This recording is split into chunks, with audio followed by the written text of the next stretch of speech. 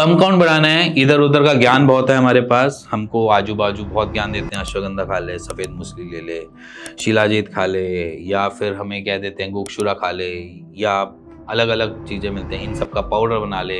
Powder बनाकर इसको लेना स्टार्ट कर दे दूध के साथ, तेरे स्पर्म काउंट बढ़ जाएंगे, तेरे शुक्राणु बढ़ जाएंगे। अगर कुछ आप भी ऐसा सुन चुके हो अपने आजू बाजू, तो मैं भी उसी को ही जस्टिफाई करने आया हूँ कि वो जो कह रहे हैं वो सही कह रहे हैं। इवन अश्वगंधा के ऊपर तो बहुत अच्छी अच्छी स्टडीज भी हुई हैं, जहाँ पर हमने ये देखा है कि विद इन 90 डेज के अंदर अश्वगंधा का सेवन अगर डेली कोई करता है, उसके 70% स्पर्म काउंट की वृद्धि देखी गई है। तो इट मीन्स कि अश्वगंधा इतना मैजिकल हर्ब है जिसको हम अभी नजरअंदाज कर देते हैं। आज मैं उसकी क्वांटिटी के साथ बताने जा रहा हूँ, जैसे कि अश्वगंधा, शिलाजीत या गोक्षुरा या फिर सफेद मूसली किस किस अमाउंट में लो, जिसकी वजह से अगर मैं आपको बताऊं तो उससे आप अपने स्पर्म काउंट बढ़ा सको।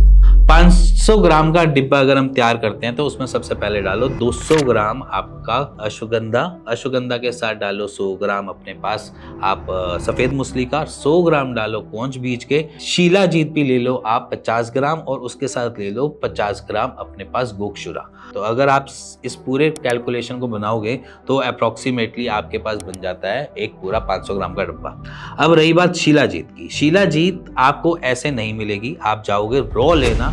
शिलाजीत का पत्थर मिलता है तो शिलाजीत का पत्थर ले लेना, कोई इशू नहीं है। उसमें मैं पूरी की पूरी 50 ग्राम की शिलाजीत नहीं डलवाने वाला, उसमें उस 50 ग्राम की शिलाजीत का हम पानी लगवा लेंगे। अगर आप चाहो तो 450 ग्राम का पाउडर बना लिया, उसके अंदर आपने 50 ग्राम का जितना भी आपका पत्थर मिले शिलाजीत का वो लिया, और उसको पहले आपने शुद्ध किया। शुद्ध कर कैसे किया? पानी में उबाल के रख दिया और एक दिन उसको छोड़ दिया।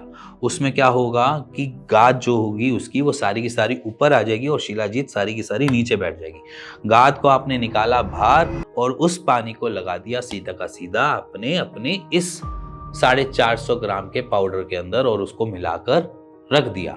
अब इस ट्रे को उठाया आपने और सीधा लेकर चले गए धूप के अंदर, और धूप के अंदर आपने उसको ड्राई किया, और ड्राई करने के बाद वो आपका पाउडर रेडी।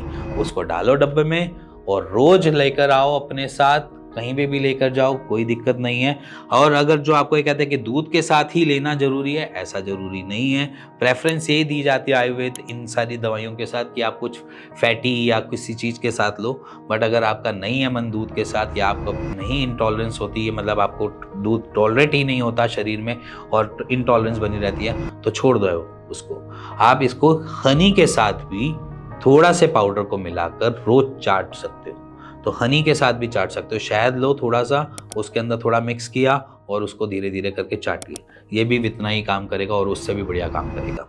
इसी के साथ अगर आपको ये वीडियो अच्छी लगी हो और कुछ आपको लगा हो कि हाँ भाई आज मेरे को नुस्खा मिल गया है, तो प्लीज़ बनाना इस नुस्खे को, और अपनी स्पर्म काउंट की रिपोर्ट्स अगर बढ़ती हैं तो प्लीज़ सेंड करना, और अगर नहीं बढ़ रही है तो उसके पीछे रीज़न चेक करना कि क्या दिक्कत हो रही है। इसी के साथ मिलेंगे नेक्स्ट वीडियो के लिए, तब तक के लिए नमस्कार।